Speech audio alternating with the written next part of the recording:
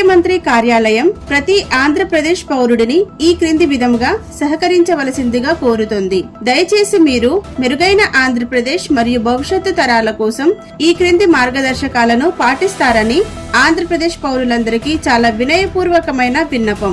Road మరియు వీధుల్లో చెత్త వేయకండి. రోడ్లు మరియు గోడలపై ఉమ్మి వేయరాదు.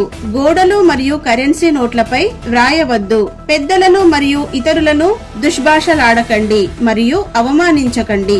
పెద్దలను మరియు ఇతరులను దుర్భాషలాడకండి మరియు అవమానించకండి. నీరు మరియు విద్యుత్ ఆదా. కొన్ని చెట్లను నాటండి. ట్రాఫిక్ నియమాలను పాటించండి. మీ తల్లిదండ్రులు మరియు తాత తల్లిదండ్రులను జాగ్రత్తగా చూసుకోండి. వారి ఆశీర్వాదాలు తీసుకోండి మరియు ఎల్లప్పుడూ వారిని గౌరవించండి.